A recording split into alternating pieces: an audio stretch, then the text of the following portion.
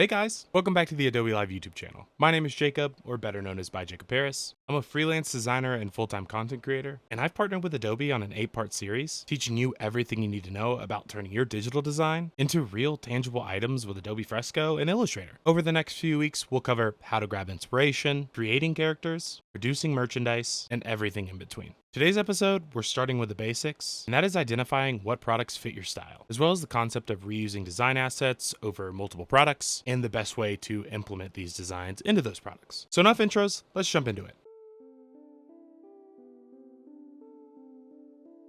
First things first, the best thing you can do is identify your style. It's easy to say I'm an artist or a graphic designer. I think we all kind of use those general terms, but you and me both know there's much more to that. Are you illustrative? Are you pattern based? Do you like making backgrounds? Do you like drawing eyes weird? There's a lot of nuance to design that can really affect the products that you are producing. For example, you're not going to want to use a pattern for a keychain just as much as you wouldn't want to use just one character for a mural. While different subject matters and different mediums can be bent and applied to these products, it's important to understand what's going to give you the easiest time and what fits the best for what you're trying to do. All of this is extremely important to understand how your art will translate in the real world. So to give you some questions that you can ask yourself about your style, how detailed is your art? Is your art simple or complex? Do you use backgrounds or do you not use backgrounds? What colors do you use in your art? And also, would you consider your art sketchy or more bold lines? Let's look at a few of my pieces, for example. I focus on bright colors, illustrative pieces. Most of my characters are kind of flat with flat backgrounds. They're not super high detailed, and they lean towards more of a mascot, original character design feeling when you look at these characters. All right.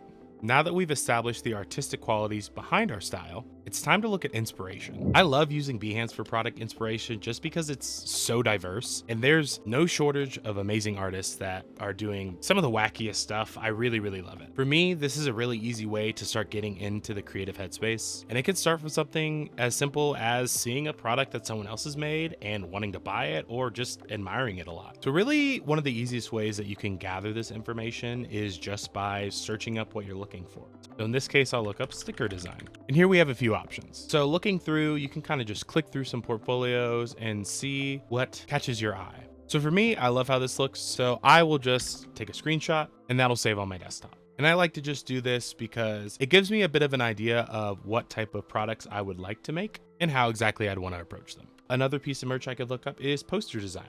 So here's some really cool points of inspiration. Here's one that looks super sweet with the colors and the style. And then maybe we can look up one more like a tote bag. I love this. I think this is super cute. And sometimes you'll come across things that aren't necessarily what you initially started looking for, and it might be kind of in the realm of what you're trying to design. So in this case, this beanie, the hat, and the hoodie, I think are super cool, and I like the color choices. So I would love to have this as kind of like a jumping off point. I just want to add a quick disclaimer that pulling inspiration like this is strictly for inspiration. These artists worked really hard to create these pieces, and lifting from their work or trying to replicate what they're doing is wrong. So make sure when you are pulling inspiration from online portfolios like this, that you are respecting the artist and focusing on making something that is your own. Now that we've gathered a few pieces of inspiration, next we need to organize it so we can look at it while we're designing. In my opinion, the easiest way to do this is directly in Illustrator or in Adobe Fresco. For this example, we're going to do it in Adobe Illustrator. There's a few different ways to approach this. If you want to be really organized, you can build out templates. But if you don't care, you can also just drag and drop them. I'm going to show you both examples just in case you're unfamiliar. So the easier example, if we want to just drag and drop our reference images into Illustrator, we'll just drag these in and you'll see we'll have all of our screenshots that we collected on Behance. An easy way to make sure that things aren't overlapping with your images is if you click Command or Control on Windows and the brackets key, you can bring that selected image higher in the layers panel just so it's above all the other images. We'll drag this one over here and you can just highlight them all with a left click.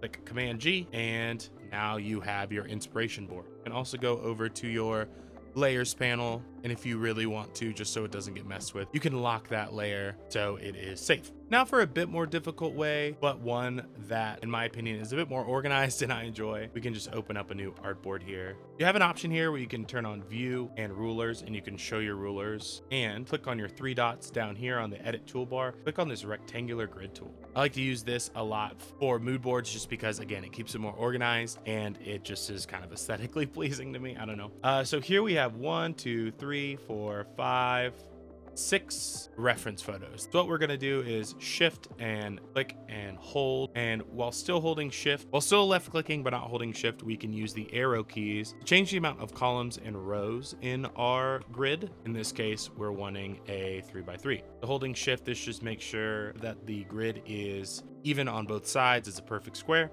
We can let go, and now we have our little grid system. We can open up our align panel and just align these like so. And we can take the rectangular tool, go to a fill option. Let's do maybe like a gray, and we can hold shift and make a square that fits in this shape. So we'll just copy by Command C and Command V and paste this square into other outlines. We can copy all of these by holding shift and clicking and Command C, Command V, and then do it for the last layer. So now you'll see we'll have a whole bunch of squares kind of in a even spacing. All you need to do is grab your image, drag it over to whatever box you want to put that image in.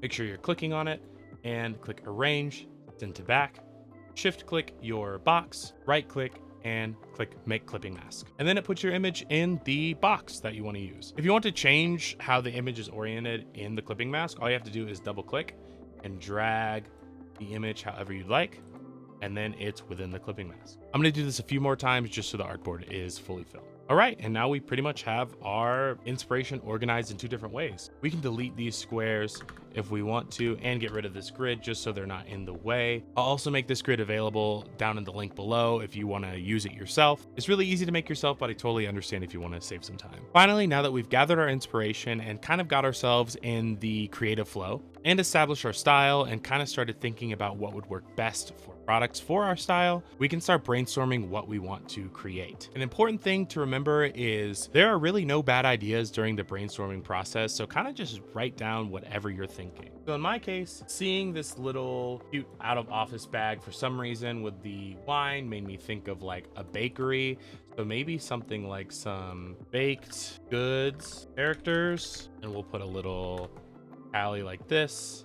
I like the idea of mushroom characters. I love mushrooms. Maybe a coffee machine character. And this is kind of how it is in real time, just coming up with ideas and typing stuff down. Now that we have some characters down, let's jot down some descriptors, like maybe medieval or magical, maybe space, futuristic, caveman, cool guy, gator. I know it seems kind of convoluted and silly, but really we're just getting as many ideas out as we can. So we've jotted down some ideas and a few are sticking out to me, specifically the mushroom characters and kind of like magic medieval stuff. I will be fully transparent. I've been drawing a lot of dark fantasy and fantasy inspired characters, so I'm a little biased, but I do like the mushroom characters. I do like medieval magic fantasy stuff. So we'll go ahead and throw these to the side and maybe we can expand on this. So maybe we'll do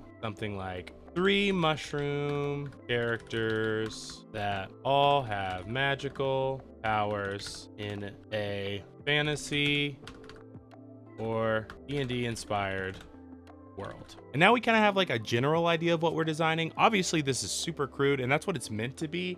It's just meant to have an idea, a basis. We're kind of building this world around these characters and around this design, and we want it to be loose, general, and easy to expand on. Because my style specifically is simple. I think stickers would be great. I think a postcard would be super cool. I also think maybe even like a poster would be really cool. And yeah, I mean, I love what we have so far, and I feel like we're at a great jumping off point. If you're following along with me, I hope you're getting your creative juices flowing and you're starting to kind of think of how does your style apply to different types of products in the real world. I hope you all enjoyed this lesson today, and I hope you learned something. I would love to hear your feedback in the comments and how your creative process might differ. In the next episode, we'll be focusing on gathering inspiration for your new ideas and how to pull reference from the real world for your characters. See you next time, guys, and keep creating. Bye bye.